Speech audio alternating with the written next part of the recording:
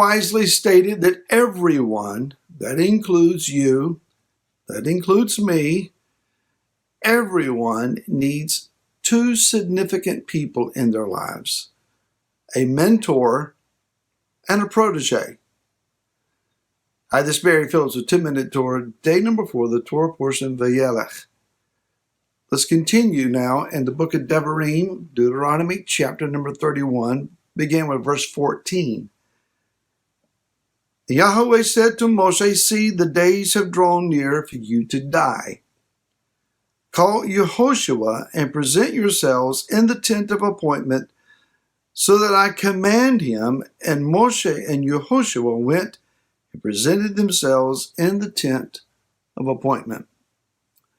The purpose of this was twofold. Number one is that the anointing and the power that Moshe walked in could be officially transferred over on to Yehoshua. And number two, this would take place in the eyes of all of the congregation, that they would understand and know that just as they had followed Moshe throughout the wilderness, it was Yehoshua who was going to take them in. And he had the same level of authority. He walked in a similar, if not the same anointing. He had the call of Yah upon his life to specifically lead them in and enable them to enjoy conquest of their adversaries. When we read Yehoshua chapter number 1, this is what Yah says to him. Verse 2, Moshe, my servant, is dead. So now arise, pass over this Jordan, you and all this people, to the land which I am giving to them, to the children of Israel. Every place in which the sole of your foot treads, I have given you, as I spoke to Moshe. He says in verse 5, no man is going to stand before you all the days of your life. As I was with Moshe, so I am with you. I do not fail you, nor forsake you. Be strong and courageous, for you are to let this people inherit the land which I swore to their fathers to give them. Only be strong and very courageous to guard and do all the Torah which Moshe my servant commanded you. Do not turn from it right or left, so that you act wisely wherever you go. And then verse 8, do not let this book of the Torah depart from your mouth, but you shall meditate on it day and night, so that you guard to do according to all that is written in it. For then you shall make your way prosperous and act wisely. So Yah is affirming to him, I'm with you. I'm not going to leave you. I'm not going to forsake you. And just as I walked with Moshe, I'm going to walk with you. Here's a key point for us to understand, and that is that we want the next generation that comes after us to walk as significantly and powerfully and ably with Yah as you and I do. That does not just happen. It has to be intentional. That is, that you and I choose to groom someone to take up the mantle when we're no longer here. Now, I very much intend to go into the kingdom alive. That's my goal. That's my desire. That's what I believe that I'm supposed to do. And the older I get, the more I realize the kingdom needs to hurry.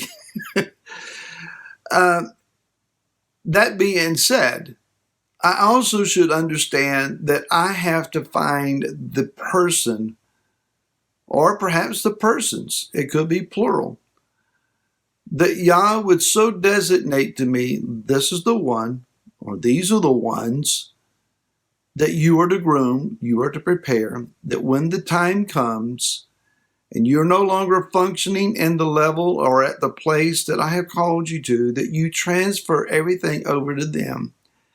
Now, it may be a co-regent thing. We really don't read it so much in the storyline, but There was a practice even among the Hebrew kings that the up-and-coming king would be a co-regent for a while before the elder of the two would pass away, and then the crown would be more fully transferred to the younger one who had been groomed and trained. When Shlomo, was taken to the throne of David, his father, he complained before Yahweh. He said, I don't even know how to come into a room. I don't know what to do. I don't know how to be a king. And he asked for wisdom. Later on, when the queen of Sheba came and saw how Shlomo walked into a room, it says that she retained no strength. She fainted. He had such grandeur about him. Evidently, he learned. There is an understanding then that there needs to be someone that we're passing the mantle to. But who are we learning from?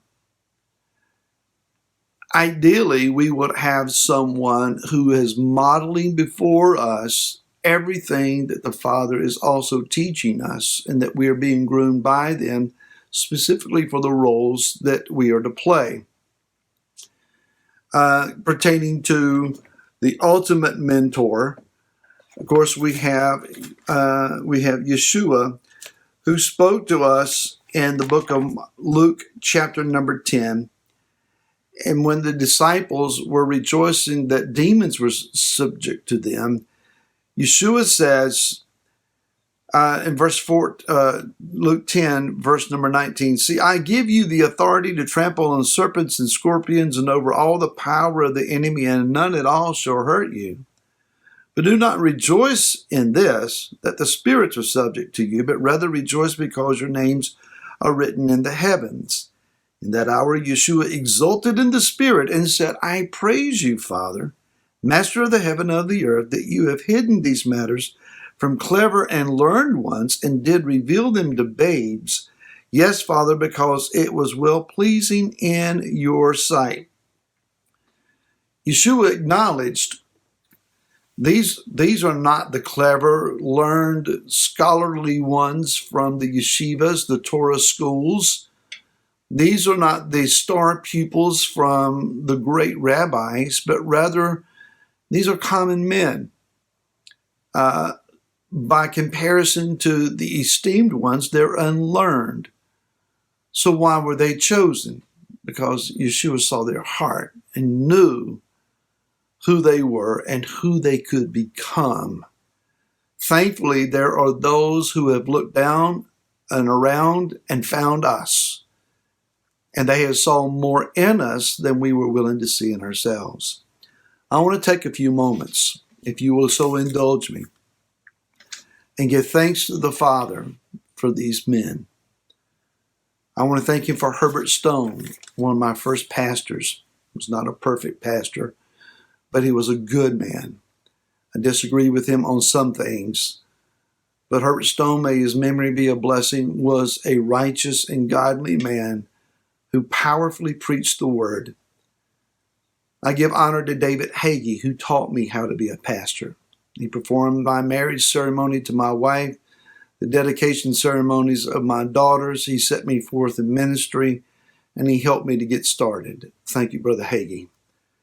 David Levy was the first one that taught me about the two houses of Israel and their coming restoration. Rabbi Jeff Weiss has poured into me over and over and over again, having given me so much encouragement and counsel and instruction and knowledge. Frank House, may his memory be a blessing. I miss him terribly. But what great wisdom and leadership that man showed and taught me. Dominic Zangla, may his memory be a blessing. He took time for a young, struggling pastor coming out of the church and just getting started in Hebrew roots, and counseled me and encouraged me and helped me to get grounded. Doctors Sukina and Kwamanik, who have taught me so much about native understanding of honor and protocol. Thank you. Mike Clayton, who has been a dear friend, who's been willing to tell me no, who has been willing to not agree with me. and give me that good swift kick that I've needed on occasion. And then my own mom and dad could not ask for greater mentors than my dad, who is now gone. May his memory always be a blessing. My dear mom, who still gives me her counsel, you can count on that. May Yah grant you faithful people to raise you up and someone you can raise up yourself. Until tomorrow, shalom.